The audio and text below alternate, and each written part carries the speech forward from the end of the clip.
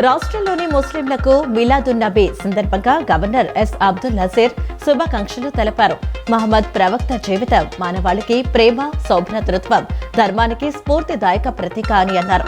మన తోటి ప్రజలకు విశ్వాసం, నమ్మకం, శ్రద్ధాకరుణతో సేవ చేసినప్పుడే ప్రవక్త లక్ష్యం నెరవేరుతుందని, ప్రవక్త దయాకరుణ బోధనలను ఈ పవిత్రమైన రోజు మనకు గుర్తు చేస్తుందన్నారు.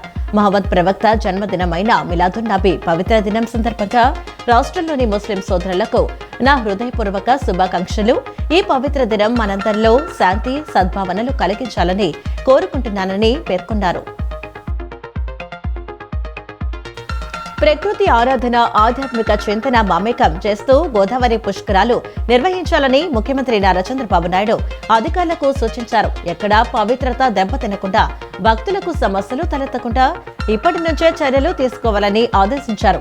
వచ్చే ఏడాది జూన్ 26 నుంచి జూలై 7 వరకు 12 రోజుల పాటు పుష్కరాలు అత్యంత వైభవంగా జరపాలని చెప్పారు. పుష్కరాలు కేవలం ప్రభుత్వం నిర్వహించడమే కాదని స్థానిక ప్రజలను భాగస్వాములను చేయాలన్నారు. గోదావరి జన్మస్థానం నుంచి సముద్ర సంగమం వరకు అనేక ఉపనదులు, వాగులు, ఏరులు కలుస్తున్నందున అఖండ గోదావరి పేరుతో పుష్కరాలు నిర్వహించే అంశాన్ని పరిశీలించాలని సీఎం సూచించారు.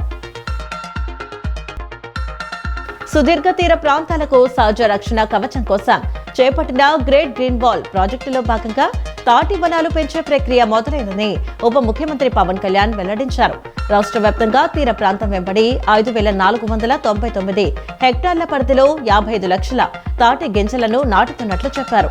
అటవీ శాఖ ఆధ్వర్యంలో పంచాయతీరాజ్, రెవెన్యూ శాఖలు, విద్యార్థులు, ప్రజల భాగస్వామ్యంతో 1,65,000 తాటి గింజలు నాటినట్లు తెలిపారు.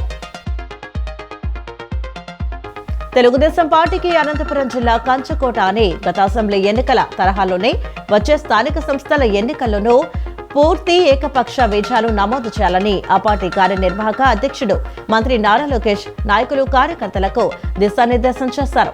కూటమి ప్రభుత్వం చేసిన అభివృద్ధి, అమలు చేస్తున్న సంక్షేమ పథకాలను ప్రజల్లోకి బలంగా తీసుకువెళ్లి ప్రతి వార్డు, పంచాయతీ గెలిపే లక్ష్యంగా పనిచేయాలని ఉద్బోధించారు. త్వరలోనే కొత్త పింఛన్లు, ఇళ్లు మంజూరు చేస్తామని హామీ ఇచ్చారు. ఏపీపీ ఎస్సీకి, డీఎస్సీకి తేడా తెలియని జగన్ రాష్ట్రానికి 5 ఏళ్లు ముఖ్యమంత్రిగా పనిచేయడం దురదృష్టకరమని మంత్రి లోకేష్ ఎద్దేవా చేశారు. డీఎస్సీపై తప్పుడు ఆరోపణలు చేస్తున్న ఆయన సమయం, వేదిక ఎక్కడో చెప్పి చర్చకు రావాలని సవాల్ విసిరారు. జూనియర్ డాక్టర్ల డిమాండ్లపై ప్రభుత్వం సానుకూలంగా ఉందని వైద్య ఆరోగ్య శాఖ మంత్రి సత్యకుమార్ స్పష్టం చేశారు. జూడాల సమస్యలను సీఎం చంద్రబాబు దృష్టికి తీసుకువెళ్లామని తెలిపారు. చర్చల ద్వారా అందరికీ ఆమోదయోగ్యమైన పరిష్కారం తీసుకొస్తామని ఆశాభావం వ్యక్తం చేశారు. జూడాల స్టైఫండ్ పెంపుపై ప్రత్యేక కమిటీ ఏర్పాటు చేసినట్లు ప్రకటించారు. జూడాల అభ్యంతరాల నేపథ్యంలో రిటైర్మెంట్ అంశంపై పునః పరిశీలన చేస్తామని చెప్పారు. గన్నవరం నియోజకవర్గాన్ని మోడల్ నియోజకవర్గంగా తీర్చిదిద్దటమే లక్ష్యంగా ప్రతి 3 నెలలకు ఒకసారి అన్ని శాఖల అధికారులతో సమీక్ష సమావేశాలు నిర్వహిస్తున్నారని ఏపీ ప్రభుత్వ విప్, గన్నవరం ఎమ్మెల్యే యార్లగడ్డ వెంకట్రావు అన్నారు.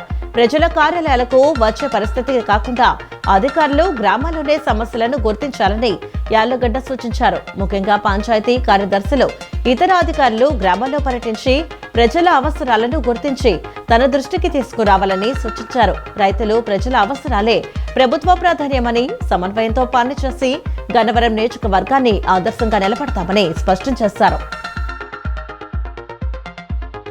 ఓటర్ల జాబితా సవరణ ప్రక్రియ పారదర్శకంగా, నిష్పక్షపాతంగా మరియు నిర్ణీత గడువులో పూర్తయ్యేలా అన్ని రాజకీయ పార్టీల ప్రతినిధులు, బిఎల్ఓలు, ఏఈఆర్ఓలు మరియు సంబంధిత అధికారులు సహకరించాలని ఈఆర్ఓ మరియు విజయవాడ నగరపాలక సంస్థ కమిషనర్ ధ్యానచంద్ర హెచ్ఎం కోరారు.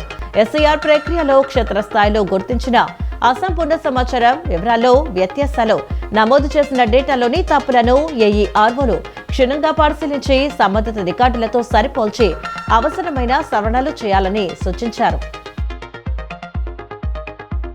100 కోట్ల రూపాయల వ్యయంతో ఉయ్యూరు ప్రజలకు కృష్ణా జలాలు అందించేందుకు కూటమి ప్రభుత్వం కృషి చేస్తోందని మచిలీపట్నం ఎంపీ వల్లభనేని బాలశౌరి తెలిపారు. ప్రజల సహకారం అందిస్తే పట్టణ ప్రాంతాలను మరింతగా అభివృద్ధి చేయవచ్చని బాలశౌరి అన్నారు. కూటమి ప్రభుత్వం హయాంలో ప్రజలకు మౌలిక వసతులు కల్పించడమే ధ్యేయంగా పనిచేస్తున్నామని తెలిపారు. కృష్ణా జిల్లా ఉయ్యూరు పట్టణంలో సూపర్ క్లోరినేషన్ పనులను యుద్ధ ప్రాతిపదికన నిర్వహిస్తున్నామని కృష్ణా జిల్లా కలెక్టర్ డికే బాలాజీ తెలిపారు. ఉయ్యూరులో డయేరియా అదుపులో వచ్చిందన్నారు. మొత్తం 22 కేసులు నమోదు కాగా ఇంకా 5 మాత్రమే ఆసుపత్రిలో చికిత్స పొందుతున్నారని, కొత్త కేసులు నమోదు కాలేదన్నారు. పట్టణ ప్రజలందరూ కాచి చల్లార్చిన నీటిని తాగాలని విజ్ఞప్తి చేశారు. ఆహార పదార్థాలు తీసుకునే విషయంలోనూ జాగ్రత్తలు పాటించాలని కోరారు. వైఎస్ అవినాష్ రెడ్డి నివాసాల్లో ఇటీవల ఈడీ జరిపిన దాడులపై వైకాపా అధినేత జగన్ సమాధానం చెప్పాలని జమ్మలమడుగు భాజపా ఎమ్మెల్యే ఆదినారాయణ రెడ్డి డిమాండ్ చేశారు. డిఎస్సీ, ఏపీపీఎస్సీ పరీక్షల్లో అవకతవకలపై సిబిఐ విచారణ కోరుతున్న జగన్ తనపై గతంలో నమోదైన సిబిఐ, ఈడీ సంస్థలు నమోదు చేసిన కేసులపై సమాధానం చెప్పాలని డిమాండ్ చేశారు. సిబిఐ, ఈడీ సంస్థలు ఒకరికి ఒకలా మరొకరికి మరోలా పనిచేయమని తెలిపారు. రాష్ట్రంలో అరాచకాలు సృష్టించడమే వైకాపా అధినేత జగన్ విధానమని తెదేపా ఎంపీ కల్లుశెట్టి అప్పలనాయుడు ధ్వజమెత్తారు. మంగళగిరిలోని టీడీపీ కేంద్ర కార్యాలయంలో మంగళవారం ఆయన విలేకరులతో మాట్లాడారు. వైకాపా ప్రభుత్వంలో జరిగిన స్థానిక సంస్థల ఎన్నికల్లో జగన్ బలవంతపు ఏకగ్రీవాలు చేయించారని గుర్తు చేశారు. పోలీసుల్ని అడ్డం పెట్టుకుని టీడీపీ అభ్యర్థుల నామినేషన్ పత్రాల్ని వైకాపా నాయకులు చింపివేశారని మండిపడ్డారు. ఆంధ్రప్రదేశ్ రాష్ట్ర నూతన లోకాయుక్త జస్టిస్ తాళ్ల ప్రగడ మల్లికార్జునరావు నిన్న తన కుటుంబ సభ్యులతో కలిసి విజయవాడ ఇంద్రకీలాద్రిపై వేంచేసి ఉన్న శ్రీ దుర్గా మల్లేశ్వర స్వామి వారి దేవస్థానాన్ని సందర్శించారు. ఆంధ్రప్రదేశ్ లోకాయుక్తగా ప్రమాణ స్వీకారం చేసిన అనంతరం ఆయన కుటుంబ సమేతంగా అమ్మవారి దర్శనం కోసం విచ్చేశారు. ఈ సందర్భంగా ఆలయానికి చేరుకున్న లోకాయుక్త జడ్జి దంపతులకు మరియు వారి కుటుంబ సభ్యులకు దేవస్థాన అధికారులు మర్యాదపూర్వకంగా ఘన స్వాగతం పలికారు. ఆలయ deputy executive officer Kishore Kumar స్వయంగా హాజరై జడ్జి కుటుంబానికి అమ్మవారి అంతరాలయ దర్శన ఏర్పాట్లను దగ్గరుండి పర్యవేక్షించారు. లోకాయుక్త జడ్జి వారి కుటుంబ సభ్యులు కనకదుర్గమ్మ వారిని దర్శించుకుని ప్రత్యేక పూజలు నిర్వహించారు. దర్శనం అనంతరం వేద పండితులు వారికి వేదాశీర్వచనం అందించగా డిప్యూటీ ఈవో కిషోర్ కుమార్ అమ్మవారి శేష వస్త్రం, పవిత్ర తీర్థ ప్రసాదాలు మరియు అమ్మవారి చిత్రపటాన్ని అందజేశారు. ఈ కార్యక్రమంలో ఆలయ అధికారులు, అర్చకులు మరియు సిబ్బంది పాల్గొన్నారు. ఫోటో జర్నలిస్టు నైపుణ్యం, శ్రమ కలగలిసిన కళాకారుడని CR media academy chairman Alapati Suresh Kumar పేర్కొన్నారు. ఒక ఫోటో వార్తకు ప్రాణం పోస్తుందనటం అతిశయోక్తి కాదన్నారు. ఒక అంశాన్ని చిత్రంతో పాటు వివరించడం సంఘటనను పాఠకులకు మరింత చేరువ చేస్తుందన్నారు. సమాజంలోని మార్పులను, ప్రజల జీవన విధానాన్ని, ప్రకృతి అందాలను కళ్లకు కట్టినట్లు చూపించడంలో ఫోటోగ్రఫీకి ఎంతో ప్రాధాన్యత ఉందన్నారు. సమాజంలో జరిగే సంఘటనలను భవిష్యత్తు తరాలకు భద్రపరచడంలో ఫోటో జర్నలిస్టుల పాత్ర కీలకమన్నారు. విజయవాడలోని సత్యనారాయణపురంలో మాషా అల్లా ఎంటర్ప్రైజెస్ పేరుతో కంపెనీ పెట్టి కోట్ల రూపాయలతో ప్రజలను మోసం చేసిన సంస్థ నిర్వాహకులపై తక్షణమే చర్యలు తీసుకుని తమకు న్యాయం చేయాలని బాధితులు కోరారు. ప్రభుత్వం ఈ కేసును ప్రత్యేకంగా తీసుకుని బాధితులందరికీ న్యాయం చేయాలని, నిందితుల ఆస్తులు వెంటనే స్వాధీనం చేసుకుని తమకు డబ్బులు ఇప్పించాలని కోరారు. ఏ ప్రభుత్వాలైనా ఉద్యోగ సంఘాలతో చర్చలు జరిపిన వెంటనే నిర్ణయాలు వెల్లడిస్తాయని, కూటమి ప్రభుత్వంతో చర్చలు జరిపి నెల రోజులు గడుస్తున్నా ఎలాంటి నిర్ణయాలు తీసుకోకపోవడం విచారకరమని ఏపీ ఐకాస అమరావతి చైర్మన్ బొప్పరాజు వెంకటేశ్వర్లు అన్నారు. గతంలో మాదిరిగా 2 ఐకాసాలు కలిసి ఉద్యమం చేయాలని ఉద్యోగులు కోరుకుంటున్నారని, అందరం కలిసి ఐక్య ఉద్యమం చేద్దామని ఏపీ ఎన్జీఓ అసోసియేషన్ రాష్ట్ర అధ్యక్షుడు ఏ విద్యాసాగర్, ప్రధాన కార్యదర్శి డివి రమణలను కోరారు. కాకినాడ జిల్లా పీఠాపురం పంచాయతీరాజ్ ఏఈ నూకరాజు కుటుంబం ఎదుర్కొన్న తీవ్ర మానసిక క్షోభ, ఆత్మహత్య ఉదంతం అత్యంత దిగ్భ్రాంతికరమని సిపిఐ రాష్ట్ర కార్యదర్శి వర్గ సభ్యుడు దొనెపూడి శంకర్ ఆందోళన వ్యక్తం చేశారు.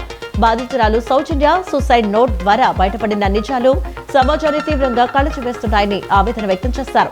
ఈ సందర్భంగా ఆయన మాట్లాడుతూ ఫాస్ట్ ట్రాక్ కోర్టు ఏర్పాటు చేసి సాదిక్ అనే వ్యక్తి బాధితురాలిని ప్రైవేటు వీడియోలతో బ్లాక్ మెయిల్ చేస్తూ భర్తను హతమార్చి ఆస్తులను కాజేసి మత మార్పిడికి ఒత్తిడి తెచ్చిన ఘటనపై ప్రత్యేక ఫాస్ట్ ట్రాక్ కోర్టు ఏర్పాటు చేసి కులమతాలకు అతీతంగా కుల మతాలకు విచారణ త్వరగా పూర్తి చేయడం ద్వారా బాధితులకు పూర్తి న్యాయం చేయాలని, ఈ దారుణానికి ఒడిగట్టిన ప్రధాన నిందితుడితో పాటు అతనికి సహకరించిన వారిపై చట్టపరమైన కఠిన చర్యలు తీసుకుని బాధిత కుటుంబానికి తగిన న్యాయం అందించాలన్నారు.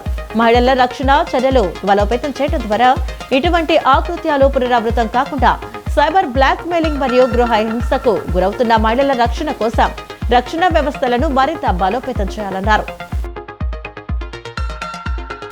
వైకాపా ప్రభుత్వ పాలనలో విద్యా వ్యవస్థ నిర్వీర్యమైందని AP biodiversity board chairman Nilayapalem Vijay Kumar వ్యాఖ్యానించారు.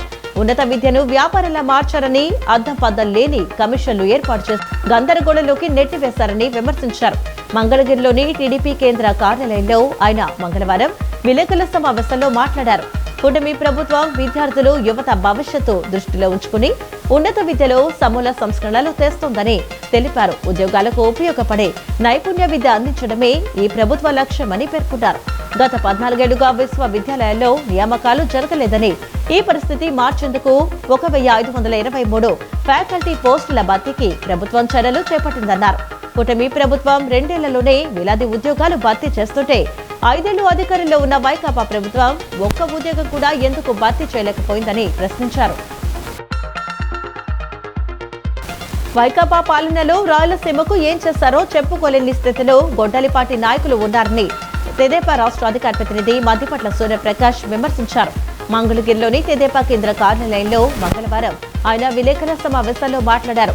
రాయలసీమ బంధువు చంద్రబాబు, రాయలసీమ ద్రోహి జగన్ కరువు సీమను మార్చడానికి 2 ఏళ్లుగా కూటమి ప్రభుత్వం కృషి చేస్తూ కోట్ల రూపాయల పెట్టుబడులతో సంస్థలు ప్రారంభిస్తుంటే వైకాపా నాయకులు రోజు ఏదో ఒక చోట వెళ్లి తెదేపా ప్రభుత్వం అన్యాయం చేస్తుందని తప్పుడు ప్రచారం చేస్తున్నారు.